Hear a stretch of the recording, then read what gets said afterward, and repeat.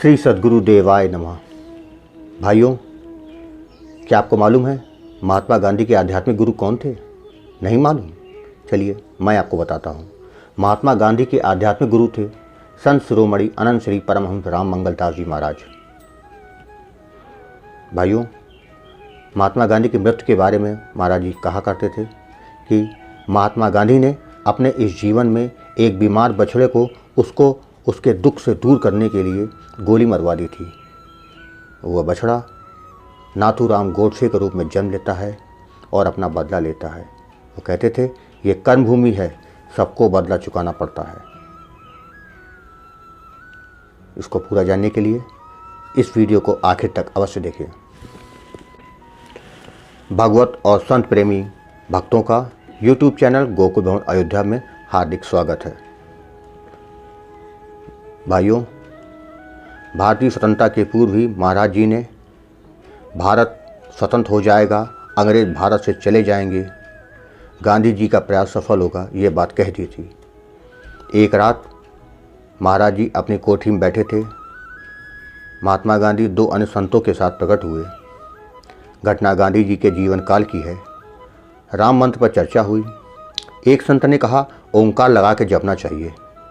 महाराज जी ने कहा मेरे गुरु महाराज जी बताते थे राम मंत्र षडाक्षर है, उसमें ओंकार नहीं लगाना चाहिए। शंकर जी ने बताया है। तीसरे ने कहा ओम क्लिंग लगा के जपा जाए। तो महाराज जी ने कहा श्री गुरु महाराज जी का कथन है ओम क्लिंग लगाने से धन यश पुत्र संकट पर चलता है। तो कहा ठीक है और दंडवत की और सब अंतर्ध्यान हो गए। महाराज जी बताते थे गांधी जी श्री कबीरदास जी के अवतार थे, संत थे, उनके लिए कुछ भी असंभव न था। उनको गोली लगने के एक माह पूर्व ही महाराज जी ने गांधी जी को एक व्यक्तिगत पत्र लिखवाया था जिसका आशय था आपका समय आ गया है, अपना मन संसार से बटोर लीजिए। महाराज जी गांधी जी के आध्यात्मिक गुरु थे। गांधी जी की हत्या के दिन महाराज जी अपनी कोठी पर सुस्त पड़े हुए थे। जब उनकी यात्रा देखी तब शांति हुई। ध्यान में देखा एक बहुत बड़ा विमान आया, उस पर राम जानकी, राधे श्याम, विष्णु लक्ष्मी जी बैठे थे, गिरजा शंकर जी बैठे थे। गांधी जी के दिव्य शरीर को निकालकर विमान में बिठाकर चल दिए। कैलाश में गिरजा शंकर जी उतर गए, छोटे बैकुंठ में विष्णु लक्ष्मी जी उतर गए, गोलोक में श्री राधे श्याम जी उतर गए, राम जानकी जी उसके लेकर साकेत चले गए। उनको कहते थे हमने कई संतों की यात्रा देखी, ऐसी यात्रा कभी नहीं। भगवान की लीला भगवान जाने। आपने ऐसी ही एक यात्रा का वर्णन अपने ग्रंथों में किया है, जाते भगत निज धाम को चढ़े यान हर्षाते हुए। भाइयों, एक बार महाराज जी अपने शिष्य निगम व उनकी पत्नी तथा ब्राह्मण भंडारी को लेकर जगदीशपुर की यात्रा पर गए। वहाँ बागड़िया धर्मशाला में ठहरे थे। जब श्री गौरांग महाप्रभु के मंदिर में गए, लंबी दंडवत करने का विचार किया तो बड़ा प्रकाश हुआ, लय दशा हो गई। ज्ञान ध्यान मान सब भूल गए।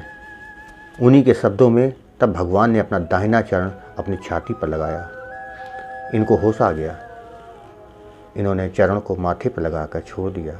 वहाँ कबीरदास जी, मलुक जी, कर्मा माई, हरिदास जी, नित्यानंद जी, रघुनाथ जी, अद्वैताचार्य जी और श्रीवास जी के दर्शन हुए। सबने कहा महाराज जी कृष्णावतार का यह आपका सखा सुखदेव ग्वाला है। भगवान मुस्कुरा दिए। आँखों से आंसुओं की धारा चलने लगी। प्रेम के आंसू बड़े ठंडे होते हैं।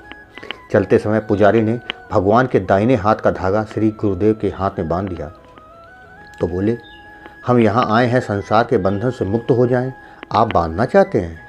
आवाज़ आई यह धागा राम श्याम नारायण नाम का है, तुम तीनों शक्तियों को सम मानते हो, इससे यह धागा तुम्हें बांधा गया जाता है।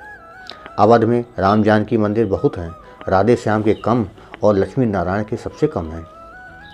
निगम दंपति ने कहा हम एक सप्ताह यहाँ रुक जाएंगे। गुरुदेव को लौटना आवश्यक था।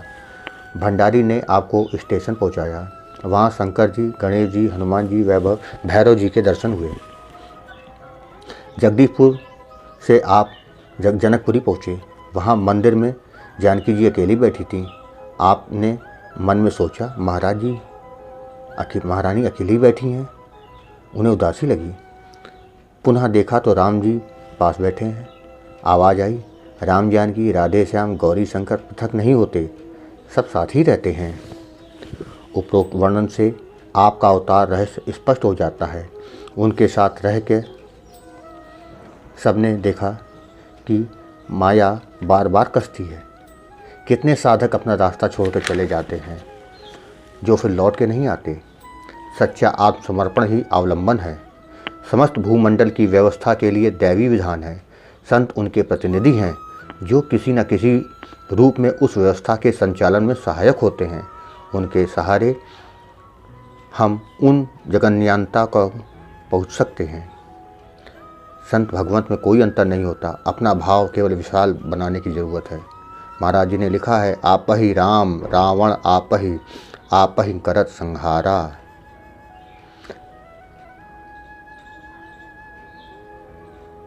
अच्छा दोस्तों, मुझे पूर्ण विश्वास है आपको ये वीडियो बहुत अच्छा लगा होगा, लेकिन फिर भी अगर कोई कमी रह गई हो तो दास पर को क्षमा करिएगा। अगर वीडियो पसंद आए तो उसको लाइक सब्सक्राइब जरूर करिएगा और कमेंट में ज़रूर कुछ लिखिएगा। जय श्री सद्गुरुदेवाय नमः।